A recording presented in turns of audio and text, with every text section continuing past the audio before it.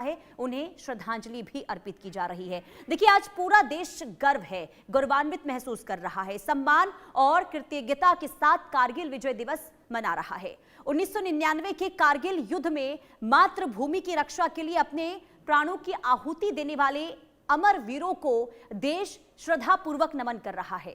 लद्दाख के द्रास स्थित कारगिल युद्ध स्मारक पर शहीदों को श्रद्धांजलि देने के लिए विशेष कार्यक्रम का आयोजन आज हुआ, जहां सेना के अधिकारी, शहीदों के परिजन और देश भर से पहुंचे लोग अपने वीर सपूतों को याद कर रहे हैं।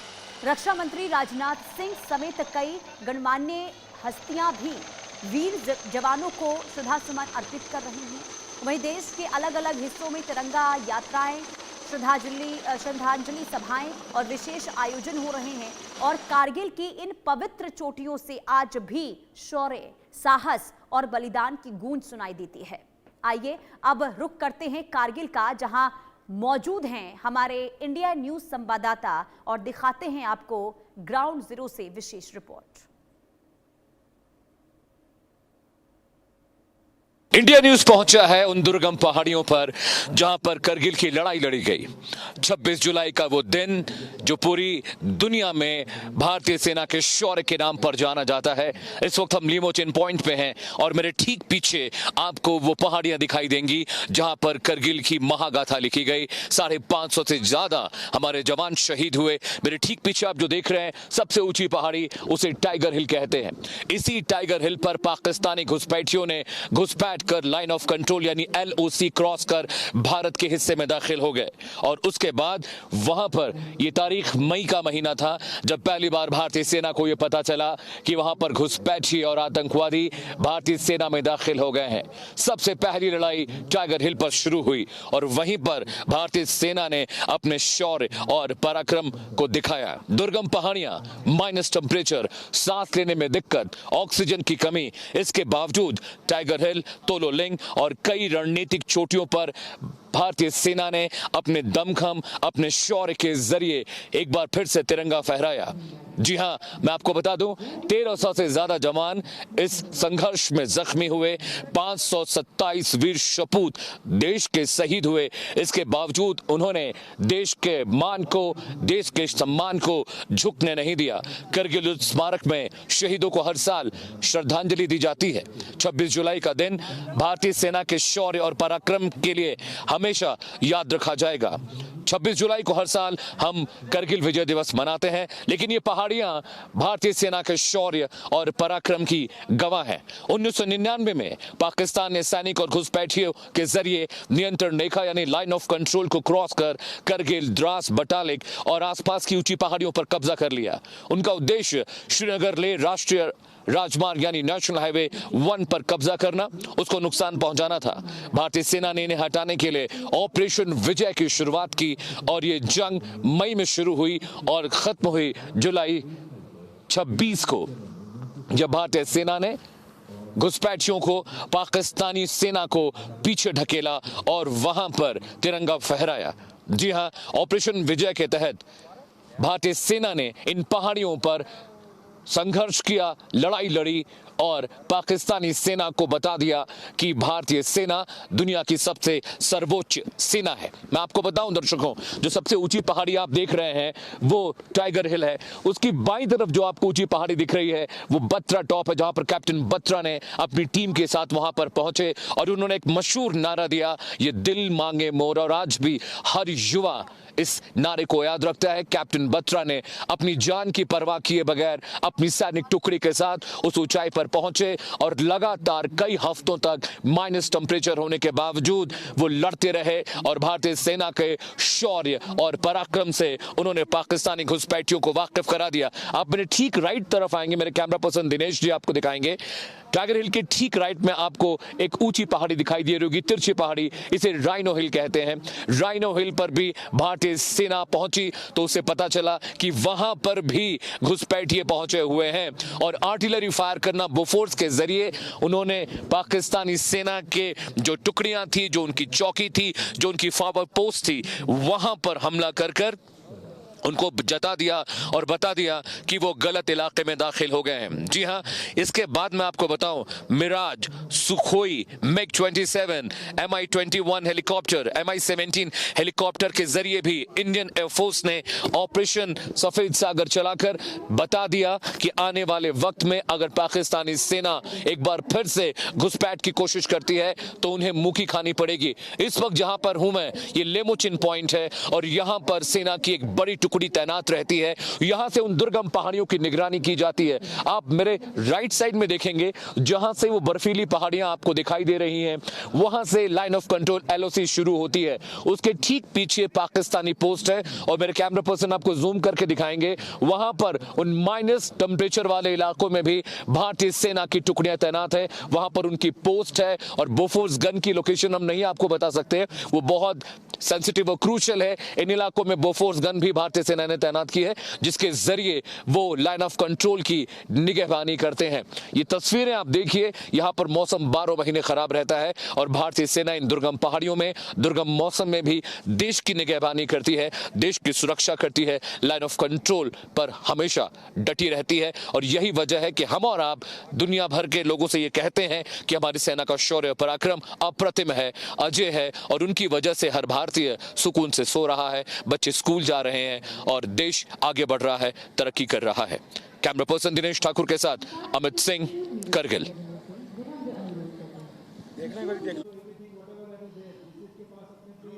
की लड़ाई 84 दिनों तक चली थी।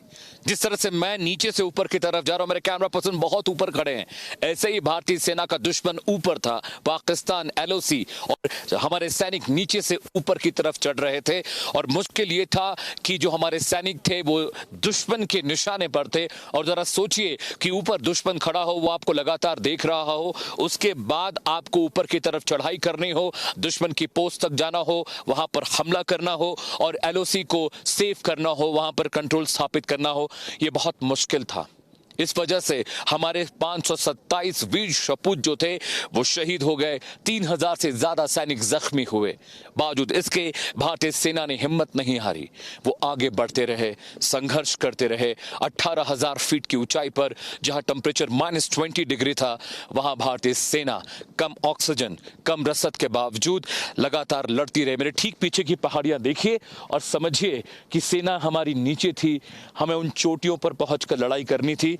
कितना मुश्किल हो जाता है कि जब दुश्मन आपको देख रहा हो और आप ये जानते हो आप दुश्मन के निशाने पर हो, उसके बाद संघर्ष करना, ऊपर जाना, ये बहुत मुश्किल होता है। जिस वक्त मैं यहाँ खड़ा हूँ, यहाँ पर ऑक्सीजन की इतनी कमी है कि मैं बोल नहीं पा रहा हूँ। ज़रा सोचिए कि मेरे लेवल से भी 7,000 ऊंचाई की चोटियों पर हमारे सैनिक लड़ रहे थे। Captain Vikram Batra, lieutenant Manoj Kumar Pandey, grenadier Yogendra Kumar Singh, rifleman Sanjay Kumar, ये वो 4 नाम हैं जिन्होंने परमवीर चक्र जिन्हें दिया गया, जिन्होंने भारतीय सेना के शौर्य, पराक्रम, उनके अप्रतिम तेज को दुनिया को बता दिया, दिखा दिया, जता दिया। भारत ने 527 अपने वीर सपूत खो दिए, 1300 से ज्यादा सैनिक बुरी तरह जख्मी हुए। बावजूद इसके भारतीय सेना ने लगातार वहां पर संघर्ष किया। 26 जुलाई सिर्फ एक तारीख नहीं, भारत की बहादुरी का प्रतीक है। दुश्मन ऊंचाई पर था, मौसम मौत जैसा था, लेकिन भारतीय जवानों ने तिरंगा झुकने नहीं दिया। जी हां, समझिए कि किस तरह से ये जंग सिर्फ एक जंग नहीं थी, ये संघर्ष था। इस खतरनाक मौसम में लगातार लड़ने का ये संघर्ष था, लगातार इन दुर्गम पहाड़ियों में अपने आप को बचाकर रखने का। मेरे पीछे की पहाड़ियां जो आप देख रहे हैं, ये पहाड़ियां द्रास, करगिल और बटालिक, यहाँ पर रहना अपने आप में बहुत दुर्गम है, बहुत खतरनाक है। बावजूद इसके सैनिक यहाँ पर डटे रहे और ये लड़ाई 84 दिन चली। मई में शुरू हुई लड़ाई जुलाई में खत्म हुई और भारतीय सेना ने उन ऊंची पहाड़ियों पर तिरंगा लहरा कर ये बता दिया कि पाकिस्तान अपनी ही कमाकत से बाज आए, क्योंकि भारतीय सेना जानती है अपने इलाके, अपने क्षेत्र और अपने देश की सुरक्षा कैसे करनी है। कैमरा पर्सन दिनेश ठाकुर के साथ अमित सिंह, इंडिया न्यूज, करगिल। देखिए, कारगिल युद्ध की विजय गाथा में भारतीय सेना के अदम्य साहस के साथ बोफोर्स FH-77B 155 मिलीमीटर और होवित्जर तोप की भूमिका भी हमेशा से याद की जाएगी, क्योंकि साल 1999 के युद्ध में दुश्मन ऊंची बर्फीली चोटियों और मजबूत बंकरों में छिपा था, लेकिन बोफोर्स की सटीक और जबरदस्त गोलीबारी ने उसके ठिकानों को ध्वस्त कर दिया। कठिन पहाड़ी इलाकों में इस तोप ने भारतीय सेना को निर्णायक बढ़त दिलाई और ऑपरेशन विजय की सफलता में अहम योगदान दिया। इंडिया न्यूज की आपको खास रिपोर्ट दिखाते हैं। इस वक्त मैं करगिल वॉर मेमोरियल पर हूं और मेरे ठीक पीछे जो आप इस गन को देख रहे हैं, ये बोफोर्स गन है। ये वही गन है जिसने इन ऊंची पहाड़ियों पर जहां करगिल की जंग लड़ी गई, टाइगर हिल, राइनो और राइनो हॉर्न, इसके अलावा .5140 गन हिल जो था, इस बोफोर्स ने दुश्मन के छक्के छुड़ा दिए। इसकी रेंज की बात करें तो 35 किलोमीटर लंबी रेंज है और जब दुश्मन ऊपर से हमले कर रहा था तो बोफोर्स गन ने अपनी ताकत दिखाई, अपनी क्षमता दिखाई और इसने दुश्मन की चौकियों, उनकी आर्टिलरी सेंटर्स को तबाह और बर्बाद कर दिया। बोफोर्स गन की बदौलत ही भारत ने करगिल युद्ध के दौरान दुश्मन को सबसे ज्यादा नुकसान पहुंचाया। इस गन का नाम 155 mm फील्ड होवित्जर 77B2 है, जिसे हम बोफोर्स गन भी कहते हैं। जी हां, 80% से ज्यादा जो दुश्मनों की बर्बादी हुई करगिल जंग के दौरान इसी बोफोर्स गन ने की थी। और समझिए कि इस बोफोर्स गन की बदौलत ही हम करगिल की जंग को जीत पाने में मुमकिन हो पाया, संभव हो पाया। जी हां, अगर आप देखा जाए तो गैलेंट्री अवार्ड्स की यहां पर लिस्ट आपको दिखाई देगी। Major AS Kasana, captain BS Gibliyal, captain R Jerry Prem, gunner SG Pillai, ये वो टीम थी जिसने करगिल की जंग के दौरान बोफोर्स के जरिए दुश्मन के छक्के छुड़ा दिए। ये गन सिर्फ एक गन नहीं है, ऊंची चोटियों पर, पहाड़ियों पर जहां दुश्मन छुपकर बैठा हुआ था, इस बोफोर्स गन ने दुश्मनों के छक्के छुड़ा दिए। और मैं आपको अगर इसकी बैरल के बारे में दिखाऊं, इसका रोटेटर्स दिखा पाऊं, मेरे कैमरा पर्सन आएंगे मेरे पास, मैं उनको दिखाऊंगा कि कहां से लोड किया जाता है। ये पीछे का जो पोर्शन देख रहे हैं, यहां से गोले लोड किए जाते थे और 15-20 सेकेंड लगता है एक राउंड फायर होने के बाद दूसरे राउंड को लोड करने में। जो ग्रेनेडियर्स थे और जो आर्टिलरी टीम हमारी थी, वो पॉइंट करती थी और पॉइंट करने के बाद इस बोफोर्स गन के जरिए हमला होता था। जरा मैं आपको वो पहाड़ियां भी दिखा देता हूं जिन पर बोफोर्स ने हमले किए। वो पहाड़ियां देखिए, मैं आपको दिखाता हूं। ये वो पहाड़ियां हैं जहां पर बोफोर्स गन ने दुश्मन की जो वहां पर पार्टी थी उन पर हमले किए। ये ब्लैक टूथ का एक पिक दिख रहा है, यहां पर बोफोर्स ने हमले किए। गनील .5140 कहते हैं, हम है, ये तोलोलिंग है, जहां पर लगातार जो बोफोर्स गन है उसने हमले किए। और बोफोर्स गन की बदौलत ही जो हमारी इंडियन आर्मी थी, उन्होंने ताकत के साथ, क्षमता के साथ इस पूरे जो बैटल को जीता। और बोफोर्स गन की भूमिका, इसकी कैपेबिलिटीज और इसकी जो इंपॉर्टेंस थी करगिल जंग के दौरान, उसको दुनिया मानती है। कैमरा पर्सन दिनेश ठाकुर के साथ अमित सिंह, इंडिया न्यूज, करगिल। तो फक्र महसूस करते हैं कि यहाँ पर मैं कुछ लोगों से भी बात करूंगा। सर, आप बात करेंगे क्या मुझसे? 1 मिनट। क्या नाम है आपका सर? गुलाम मोहम्मद खान। आपकी फैमिली से कौन था आर्मी में जो शहीद हुए? वो मेरा भाई थे। क्या नाम था? नजीर अहमद खान। अच्छा, 12 जैक लेके थे। अच्छा, जैक लेके थे। क्या एज थी, क्या सिचुएशन थी जिस वक्त ये हुआ?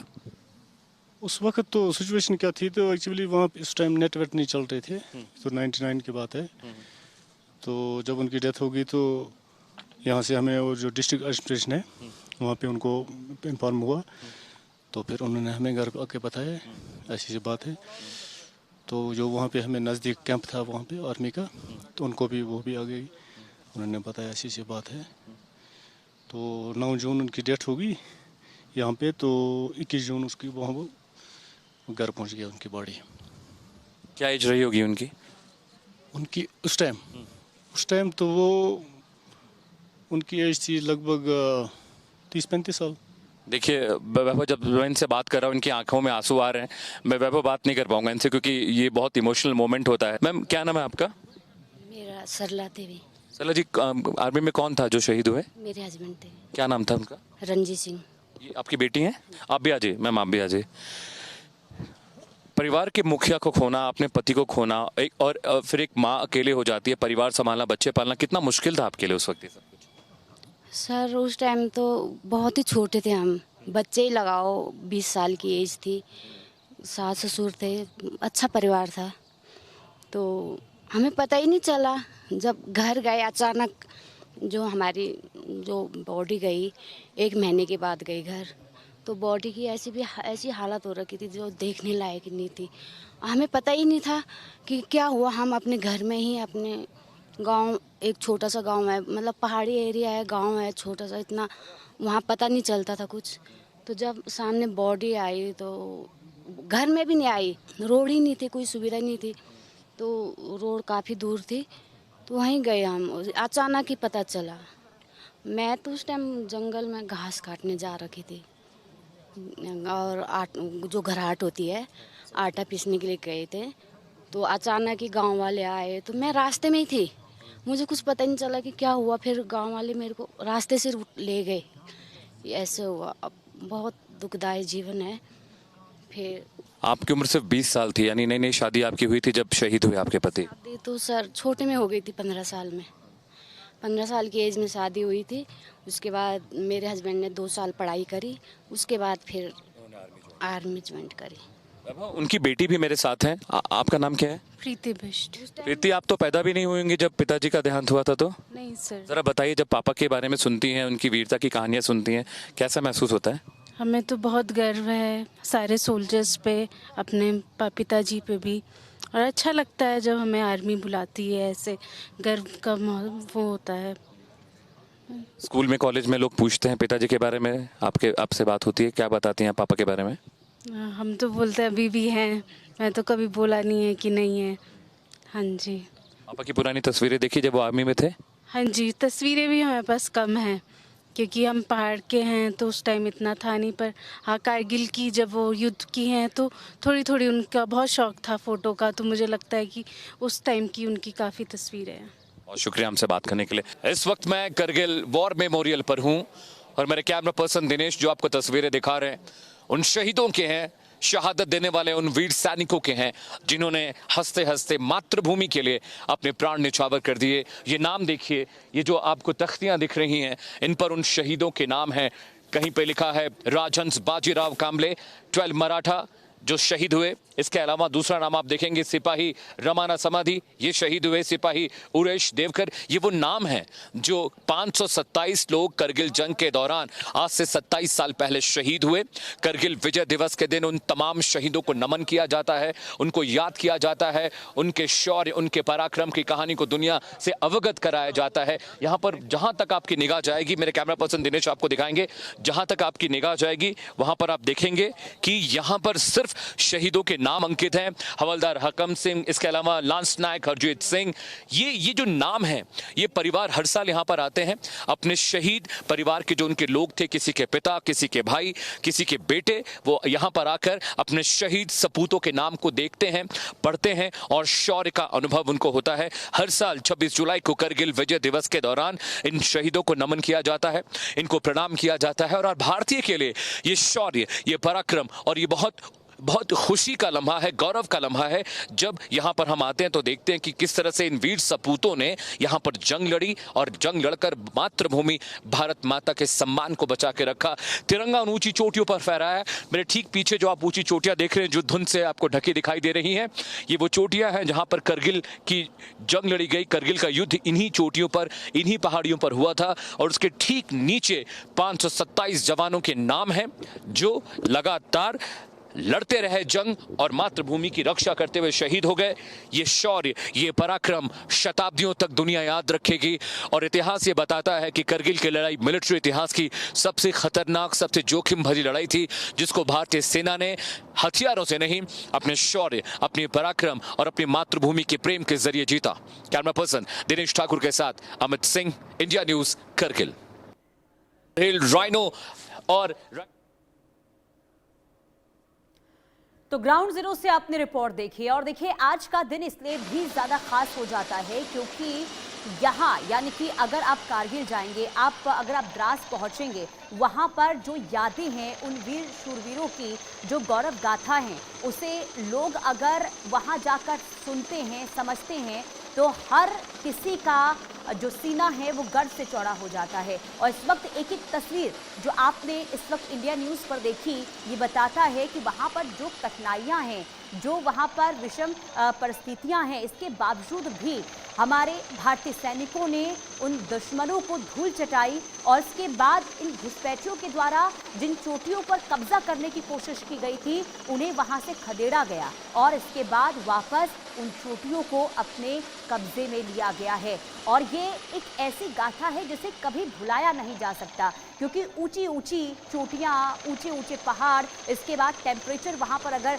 माइनस में हो, जहाँ पर अगर आप चलते हैं तो आपको बोलने में भी दिक्कत होती है, वो वहाँ पर स्थिति इस वक्त है। और आप सोचिए कि उस समय क्या हालात उस वक्त होंगे जब भारत के इन शूरवीरों ने दुश्मनों को वहां से खदेड़ा, इन चोटियों पर वो वहां पर जाकर पहुंचे और वहां से पाकिस्तान के सैनिकों को हटाया गया और इसके बाद जीत वहां पर फतेह की गई है। और आज जब उन दिनों को याद किया जाता है, उन कठिनाइयों को अगर आप ध्यान से सुनेंगे, समझेंगे, जिसके बारे में हमारे संवाददाता भी वहां से जानकारी दे रहे थे कि कितनी दिक्कतें उस वक्त हुआ करती थी, लेकिन उन तमाम चुनौतियों को पार करते हुए भारत के सैनिकों ने इतिहास रचा और हमारी और आपकी सुरक्षा के लिए उन घुसपैठियों से जंग लड़ते रहे और आखिरकार जीत फतेह की है। और आपको ये बता दें कि आज भले ही देखिए भारतीय सैनिकों की जो सैन्य शक्ति है वो पहले के मुकाबले में काफ़ी मजबूत हुई है और यही वजह है, तस्वीरों में भी देख पा रहे होंगे कि लगातार वहां पर इन चोटियों पर निगरानी रखी जाती है। ड्रोन के जरिए भी लगातार हर एक चोटी पर जहां जहां पर घुसपैठ करने की कोशिश होती रही है, वहां पर लगातार अब भारत के अदम्य साहस के बाद दुश्मनों के भी हाड़ कांप उठते हैं कि कैसे आखिर भारत के साथ मुकाबला करना है। और यही वजह है कि आज जब 1999 के उस पल को याद किया जाता है तो हर कोई इस वक्त गौरवान्वित महसूस भी करता है। बहरहाल रुकते हैं एक छोटे से ब्रेक के लिए। ब्रेक के बाद भी खबरों का सिलसिला आगे जारी रहेगा।